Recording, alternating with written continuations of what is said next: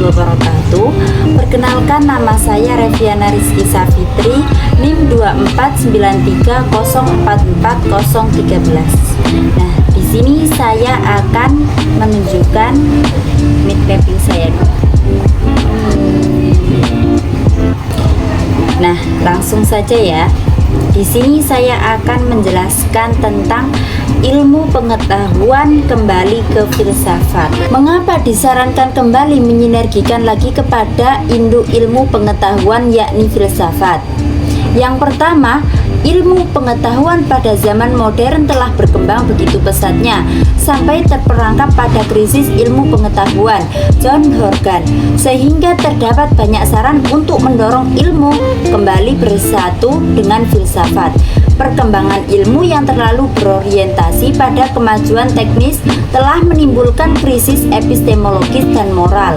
John Horgan menggambarkan fenomena ini sebagai the end of science, yaitu ketika ilmu kehilangan daya reflektifnya terhadap makna.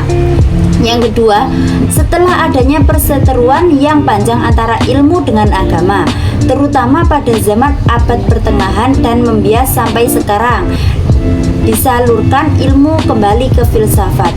Sejarah memperlihatkan ketegangan antara ilmu dan agama, terutama sejak abad pertengahan.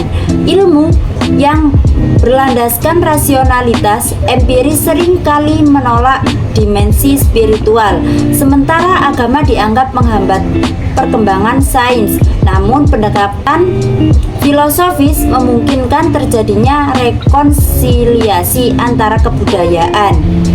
Nah, yang ketiga, positivisme gagal menjelaskan gejala alam dan non-alam. Diusulkan ilmu kembali menyatu dengan filsafat. Ilmu-ilmu humaniora sangat keberatan dengan konsep dan teori-teori dari paradigma positivisme Bertrand Russell dan Thomas Kuhn.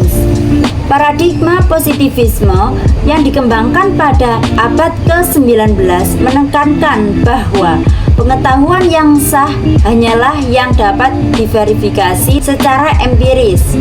Paradigma ini gagal menjelaskan realitas dan bersifat non-empiris seperti nilai, moral, dan kesadaran. Menurut Dujun S. Surya Sumantri 2010, positivisme menyingkirkan aspek kemanusiaan dalam ilmu dan menjadikan pengetahuan semata-mata sebagai akumulasi fakta. Padahal hakikat ilmu seharusnya juga mencakup nilai, etika, dan tanggung jawab sosial. Karena itu, filsafat diperlukan untuk meninjau kembali batas-batas rasional empiris. Nah, yang keempat, seharusnya melakukan revolusi ilmu dengan melakukan peninjauan terhadap paradigma. Keharusan mengkritik positivisme. Thomas Kuhn mengemukakan bahwa perkembangan ilmu bukanlah proses linier, melainkan melalui revolusi paradigma. Dalam konteks ini, filsafat memainkan peran penting sebagai pergerakan refleksi dan perubahan paradigma ilmiah.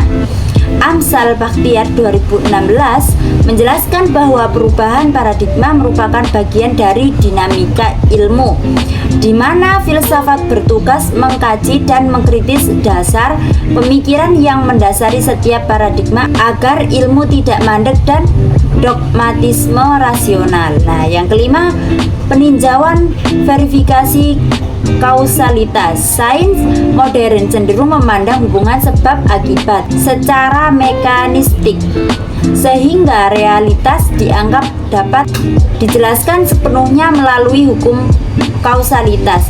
Filsafat menginginkan bahwa realitas memiliki dimensi yang lebih luas daripada sekedar hubungan empiris. Sudarminta 2002 menegaskan bahwa konsep kausalitas harus dipahami secara metafisik, tidak hanya fisikal, agar ilmu tetap menghormati kompleksitas eksistensi dan keterbatasan manusia dalam memahami realitas. Nah, yang keenam, berkembangnya teori cloning dan biologi. Kemajuan bioteknologi seperti cloning menimbulkan dilema moral dan etika yang mendalam. Di satu sisi, ilmu membuka kemungkinan baru bagi kehidupan, tetapi di sisi lain menimbulkan pertanyaan tentang batas-batas manusia.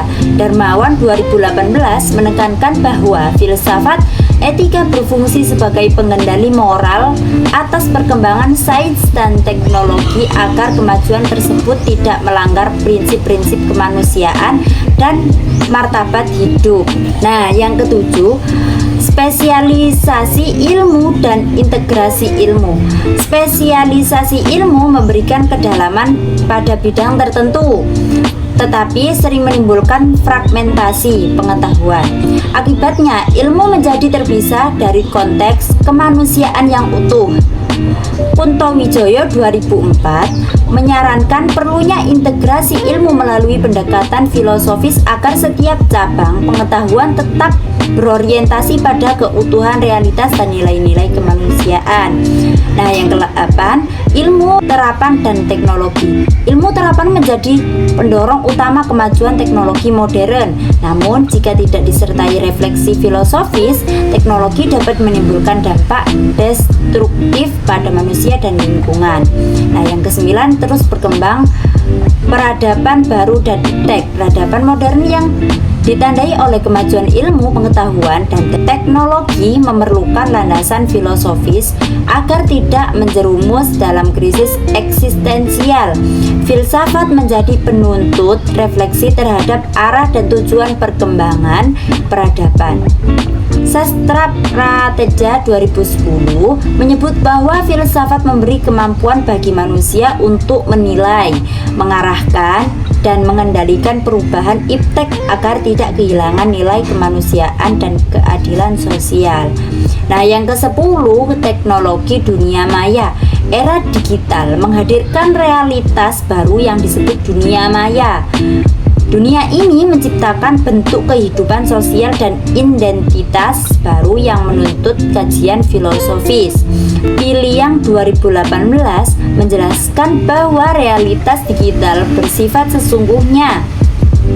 Oleh karena itu, refleksi filosofis dibutuhkan agar manusia tidak kehilangan orientasi nilai dan interaksi virtual. Nah, kesimpulannya, ilmu pengetahuan yang berkembang tanpa filsafat ibarat kapal tanpa kompas, maju pesat tapi kehilangan arah. Filsafat memberikan dasar rasional, moral, dan eksistensial bagi ilmu agar tetap berpihak pada manusia dalam menghadapi tantangan modern seperti krisis nilai, perkembangan bioteknologi, dan dunia maya. Integrasi ilmu dan filsafat menjadi keharusan. Melalui refleksi filsafat, ilmu pengetahuan tidak hanya berfungsi menjelaskan dunia, tetapi juga menuntut manusia menuju kebijaksanaan dan keseimbangan hidup. Nah, sekian dari saya. Mohon maaf kalau ada kata-kata yang kurang. Sekian dari saya. Wassalamualaikum warahmatullahi wabarakatuh. See you next time.